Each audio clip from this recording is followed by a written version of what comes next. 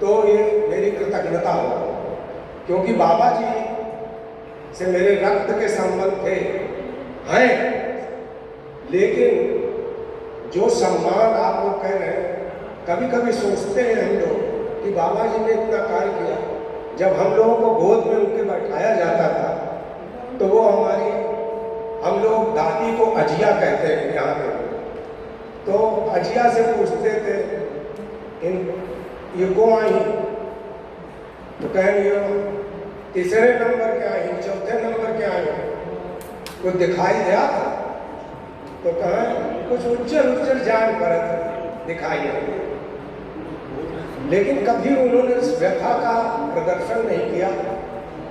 मैं जहाँ तक समझता हूँ कि उनका जीवन में एक बार सम्मान हुआ, और वो सरस्वती के हीरक जयंती के अवसर पर जब 1962 में प्रयाग में एक ऐतिहासिक जमावड़ा हुआ, जैसा जमावड़ा शायद फिर कभी नहीं हुआ होगा, न हुआ है, क्योंकि 7 वर्ष के एक बालक ने उनकी गोद में बैठकर उसको देखा था, वो आपके सामने आज बोल रहा। मैं उनकी गोद में बैठा हुआ था, और सरस्वती के भूतपूर्व 2 संपादकों का उसमें सम्मान था, आदरणीय बाबू पदुमलाल कुंडालाल बख्शी जी और पूज्य बाबा जी। बख्शी जी राजनाथ गांव से नहीं आए, बाबा जी किसी ढंग से रगड़ते ढगड़ते घर से निकले कि द्विवेदी जी का काम है, जाइए जरूर, चाहे जैसे जाए, गए। तो जब मुझे अभी याद है कि जब पंडित श्री नारायण चतुर्वेदी जी सारे सूत्रधार थे कार्यक्रमों के, वही संचालन कर रहे थे, 12 जनवरी 1962 की तिथि थी, तो उन्होंने कहा कि अब सरस्वती के भूतपूर्व संपादक, सबसे पहला सम्मान उन्हीं का था उस कार्य, उनका सम्मान हम यहाँ करेंगे। बाबा जी का शरीर काफ़ी बलिष्ठ, अंधे भी थे, उठने लगे तो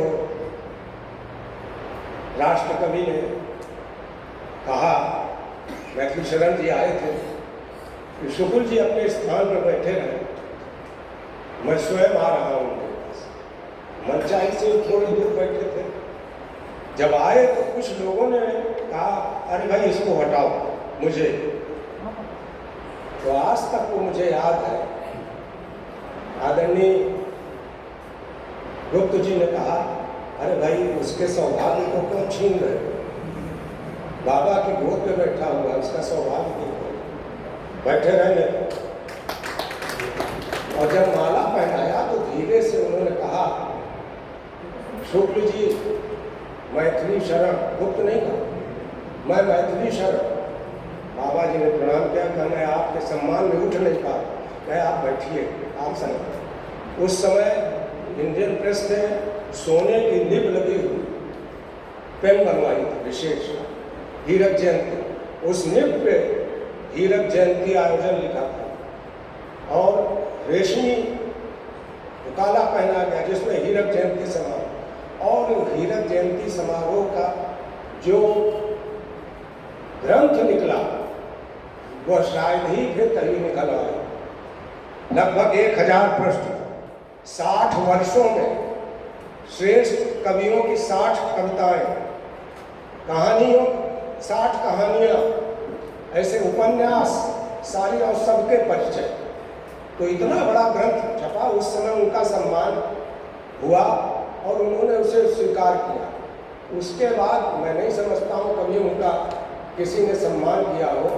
जब उनका निधन हुआ तो परिवार के 20 लोगों को छोड़कर हिंदी साहित्य और पत्रकारिता का कोई व्यक्ति वहाँ उपस्थित नहीं। श्मशान अखबार वालों ने जरूर छापा, लेकिन कोई नहीं आया। जब शताब्दी आयोजन में मैं मुंबई गया तो किसी ने कहा कि आप नरेंद्र शर्मा जी को बुला लीजिए। मैंने कहा वो आएंगे, क्या आप बात करिए, मैं समय तो नहीं ले रहा हूँ आप लोगों का,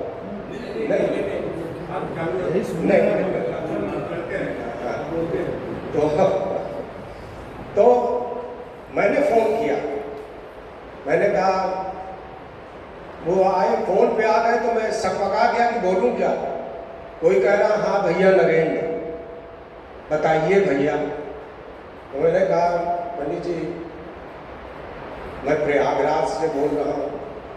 अरे प्रयागराज, उसने तो मुझे बनाया है, आप प्रयागराज से बोल रहे हो। भैया आप कहाँ? तो हमने बताया कि एक पत्रिका थी। भैया प्रयागराज तो पत्रिकाओं का गढ़ था, कौन सी पत्रिका? हमने कहा सरस्वती। वाह भाई वाह, आप तो मजाक कर रहे हैं। आप कह रहे हैं एक पत्रिका, सर्वश्रेष्ठ पत्रिका, तो आप क्या उसमें काम करते हैं? नहीं वो तो बंद हो गए।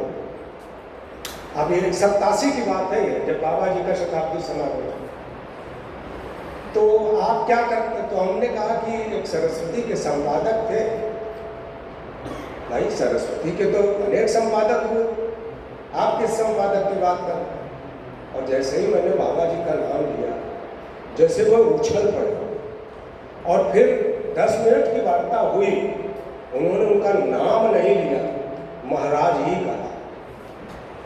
अरे महाराज का स्मरण करा दिया।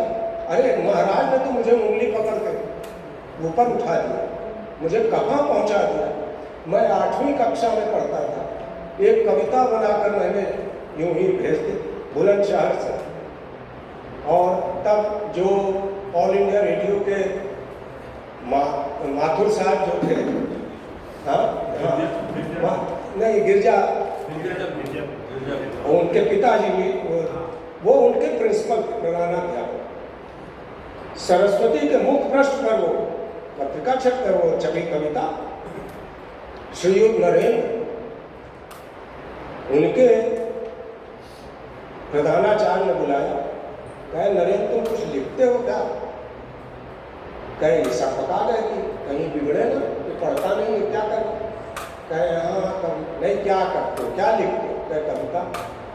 कहीं तुमने भेजी थी क्या?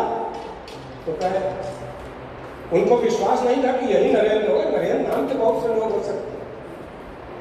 उन्होंने कहा जी मैंने प्रयाग भेजी। कहाँ? कहे सरस्वती। कहे तुमने कविता भेजी थी? कहे सारे स्कूल के लड़कों को बुलाओ, सारे, ये उन्होंने स्वयं सुनाया। उन्होंने सारे लड़कों को बुलाया। उन्होंने कहा भाई जिस पत्रिका में बड़े बड़े लोगों के रचनाएं नहीं छपती, इस नरेंद्र की कविता छपी, वो भी मुख पृष्ठ पर। ये देखो इसको। और ये कहकर बेहवल हो गए नरेंद्र शर्मा जी, और कहा कि महाराज ने तो उसके बाद मेरे ऊपर वो कृपा की कि मैं उसको भूल नहीं सकता हूँ।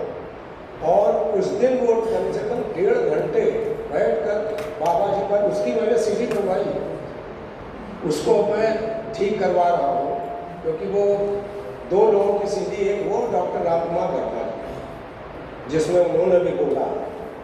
लेकिन बहुत से लोगों ने, जैसे आपको अभी एक बात जरूर देखिएगा, कुछ प्रयास करके मैं लाया हूँ। मधुशाला पुस्तक रूप में बाद में छपी है, लेकिन उसके पहले 20 छंद दिसंबर 1933 में ही सरस्वती में छप गए, जिसमें उन्होंने लिखा है कि उमर खयाम की तर्ज पर हिंदी में भी रुबाइयाँ लिखने की परंपरा चल रही है। श्रीयुत हरवंश राय, बच्चन वहाँ नहीं लिखा, श्री हरवंश राय BA में ये लिखी, बाद में बच्चन लिखा। ऐसे ही जवाहरलाल नेहरू को उन्होंने संदेश दिया कि भाई, उन्होंने अंग्रेजी में लिख के भेज देते, उन्होंने जाते नहीं थे कहीं, ठाकुर श्रीनाथ सिंह जी को भेजते थे कि भाई नेहरू जी से कहो कुछ जैसी हिंदी हो लिख के भेजा तो करें। अब उनके अंग्रेजी का हम नहीं अनुवाद कर रहे हैं, तो उनका अच्छा हमारी हिंदी तो भेजा। अल्मोड़ा जेल जा रहे थे, वो भी लगा हुआ है, उनकी हैंड राइटिंग में छपा हुआ। निराला जी, डॉक्टर राम कुमार वर्मा, महिषी महादेवी वर्मा। लेकिन ताजुब की बात है, किसी की आत्मकथा को पढ़ रही है, आगे मैं कुछ नहीं कहूँ।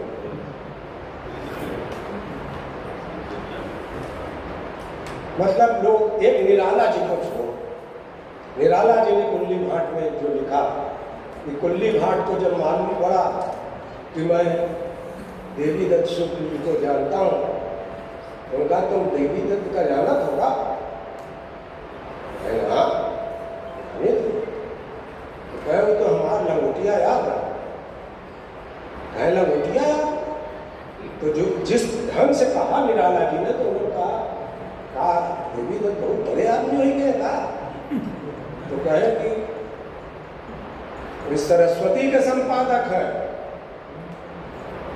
जब आप हमको इतना, तो मैं तो उनके चरणों तक पहुंचता।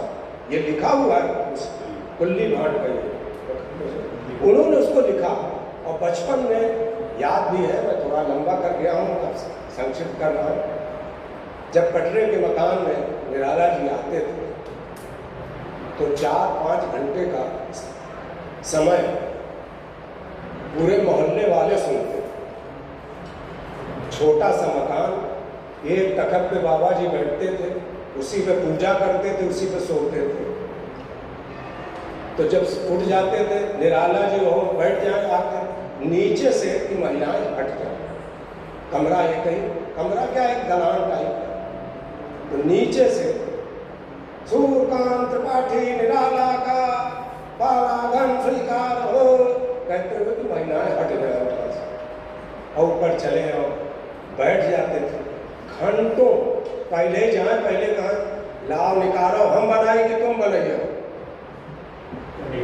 खाई नहीं तो कहे न भाई मैं बनावा है ले अब खाए। उसके बाद कभी संस्कृत, कभी अंग्रेजी, कभी कीट्स, शेक्सपियर, वाल्मीकि, तो ये वो सारे उसमें हो चल रही है 4 घंटे 5 घंटे। जितना वो सम्मान देते थे, आते थे। जब भी उनकी रचनाएं रेड्डी जी के काल में तो छपी ही नहीं, बख्शी जी ने छापी नहीं, बाबा जी ने छापा है, लेकिन वो भी कम। जिस तरह से पंत जी और नरेंद्र शर्मा जी, महादेवी जी, बच्चन जी की मधुशाला, मधुवाला, वासना, प्रेमशाला, क्या एक से एक छपी उनकी रचना। तो कहने का कि एक बदरस ने एक ऐसा रस घोला है कि वास्तव में हम सब उसमें विलीन हो गए, उसी में रसास्वादन उसका कर रहे हैं। आपको किन शब्दों में मैं धन्यवाद दूँ, आप लोगों ने हमारे पूज्य बाबा जी को याद किया, जिनको किसी ने नहीं याद किया। पूरे बक्सर में जब 87 में उनका हुआ था, मेरे पास चिट्ठी आई, आखिरी ये कहते मैं आदरणीय विशारद जी, मैं लखनऊ में सेवारत था, कार्यालय में चिट्ठी पर्चा धरा था कि जब खाली होइएगा तो दारुल शफा आ जाइए। वहीं रहते थे विधान। मैं गया, कह भैया देखो शुक्ल जी के यहाँ 87 वर्ष है, और राव साहब का जो 28 दिसंबर की बहुत घटना, वो उन्हीं की प्रेरणा से ढूंढी गए। जब यहाँ शूरवीर सिंह साहब थे, जो टिहरी का राज परिवार से थे, वो आर्मी मैन थे, और उससे रिटायर होने के बाद उनको PCS ऑफिसर की में कोटा रहता था वो, और वो रायबरेली में आके पदस्थ हुए। तब ये सब क्षेत्र उसी के अंतर्गत था। तो जब वो मिलने गए बाबा जी से, तो उन्होंने कहा मैं चाहूँगा कि राव साहब की बलिदान दिवस पर खोज करो। कब? उन्होंने बड़े उससे खोजा 28 दिसंबर की। वो मेरे पास पत्र हैं कैप्टन शूरवीर सिंह जी के। तो उन्होंने फिर लिखा कि गुरुवर 28 तारीख की आपकी प्रेरणा से मैंने इस स्थिति को खोज लिया है, और आपने एक और आदेश दिया था शिव सिंह सेनर जी के निवास खोज की। मैं उनके यहाँ गया था, दुख के साथ कहता हूँ कि उनके कागजात अब उसमें जलाए जा रहे हैं, कहीं भट्टी में, कहीं उसमें, मतलब इस तरह के उन्होंने लिखा। तो मैं इन 2 कामों में आपका काम, आज्ञा का पालन यथासंभव कर रहा हूँ। तो 28 तारीख को मैं पहला आयोजन करने जा रहा हूँ बक्सर में, और मैं चाहता हूँ कि उसमें आप आओ। तो बाबा ने लिखा मैं अंधा हो चुका हूँ, वैसे तो मेरी हार्दिक इच्छा थी कि सरस्वती से सेवानिवृत्त होने के बाद मैं बक्सर में ही रहूं, गंगा के तट पर चंडिका माई के गुण गाऊं, वहीं शरीर त्याग दूं। लेकिन शायद मुझे पता नहीं था वो पुण्य मिलने। मैं प्रयाग में ही हूँ तो मैं आ नहीं पाऊँगा क्योंकि चलने फिरने में दिक्कत है। तो उन्होंने चिट्ठी लिखा कि मैं व्यवस्था करके भेज रहा हूँ। तो बाबा जी ने फिर चिट्ठी लिखी कि अगर किसी व्यवस्था को करके आपने भेजा तो मैं बक्सर नहीं आऊँगा। मैं जैसे आता था स्वयं आऊँगा। चूँकि अंधे थे, पिताजी के साथ पहले बिंदकी रेलवे स्टेशन पे आए, वहाँ से उतर कर बैलगाड़ी से गुनीर का पार करके वहाँ आए, फिर नाव पार किया, फिर चंडिका जी के मंदिर में। कार्यक्रम प्रारंभ हो चुका था, बाबा जी को रोक किया तो मंच पे बैठिए। उन्होंने कहा वह तो बोलो जो अभी हो रहा था कि क्या उचित है, जहाँ हम पैदा हुए न, जहाँ हम खेले वहाँ मंच पे बैठे। हमका तो सबका स्वागत करे चाहिए। अब हम अंधे हैं, हम कुछ नहीं कर सके, तो हम जहाँ बैठे हैं हमका बैठे रहे। कमलापति जी उसकी अध्यक्षता कर रहे थे, कांग्रेस पार्टी के अध्यक्ष। जब वो आए उनको पता चला, मैं शुक्ल जी कहाँ, क्या वो वहाँ बैठे, क्या बुलाओ, क्या वो आ नहीं रहे। तो उन्होंने माइक से कहा कि भाई शुक्ल जी, अगर आप जहाँ बैठे नहीं आएंगे तो हम वही मंच बना लेंगे, हम लोग वहाँ आ रहे हैं, वही मंच को मान लेंगे, आपको तो आना पड़ेगा। तो ये कहकर कि उन्होंने तभी एक भारती नंदन पाठक जी थे मगध विश्वविद्यालय, उन्होंने उनको ऊपर एक आलेख लिखा। तो एक पंक्ति में उन्होंने लिखा कि हिंदी के मानापमान को उन्होंने अपना मानापमान समझा। जब हिंदुस्तानी का प्रश्न चला तो आज राजेश टंडन को खड़ा किया जाता। आप सरस्वती के अंक देखिए, महात्मा गांधी का जितना पुरजोर विरोध किया सरस्वती ने, शायद किसी ने न किया हिंदुस्तानी। अगर इस प्रश्न को हम यहाँ बहुत नहीं उभारेंगे तो वो अपने जो उनको लिखना होता था, चंद्रवली पांडे जैसे लड़ाई हो गई निराला जी।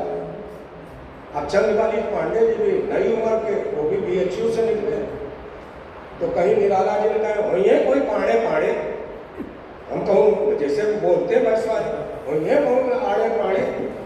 अब भड़क गए चंद्रवली पांडे के, हम आड़े पाड़े नहीं, आओ बात करो। हाँ, अब उस पर जब हुआ 3 अंक, ये वो लिखे वो।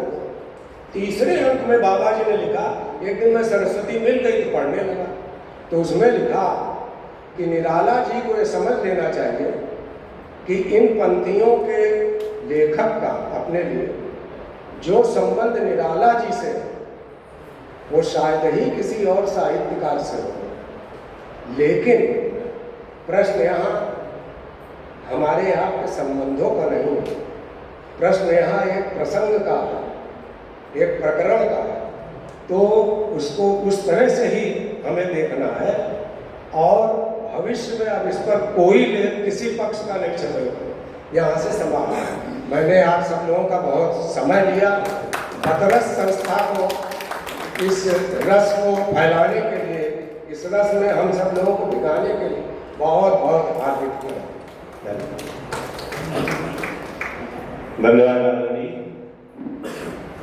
एक मिनट आप खड़े हो जाए। एक बात कि आप सुना रहे थे, लगता था कि हम लोग इसी तरह सुनते रहे। बहुत सारी बातें हम लोगों के संज्ञान में नहीं थी, आपने साझा किया। पतरस का उद्देश्य यही है आदरणीय कि कैसे हम अपनी जो हमारी विरासत है उसको संजोने का किस प्रकार से जो हमारा यत्न हो सकता है वो करने का प्रयत्न। सुबह 9 बजे से 6 बज रहा है, लगभग 9-10 घंटे का समय है। हमारे बीच में बहुत वरिष्ठ साथी हैं, आप देख पा रहे हैं, जिन्होंने इतना उम्र दराज होने के बाद भी जिस लोगों का आदरणीय देवेंद्र शुक्ल पर बात करना निरर्थक होगा। मैं निवेदन करता हूँ आप सबसे, आप भी उनको उसी तरह गुलजा दीजिए। वृद्ध हो गए हैं, हाँ, थोड़ा इस तरह से कि एक राहत साहब का शेर है, मैं आपको समर्पित करके मंच और उनको माइक दे रहा हूँ। आपकी जोरदार तालियां मिले तो मजा आएगी मुझे भी। ये अलग बात है कि चुपचाप खड़े रहते हैं, पर जो लोग बड़े हैं वो बड़े रहते हैं। ऐसे दरवेशों से मिलता है हमारा सिजरा, जिनके कदमों में कई ताज पड़े रहते हैं। ऐसे डॉक्टर साहब हमारे बीच में है, वहीं से बैठा आप रहेंगे, आप बैठे रहेंगे, मैं माइक आपको देता हूँ, अध्यक्षीय से वचन कर लिए। आदरणीय बिस्मिल्लाह साहब, आप बैठे रहिए।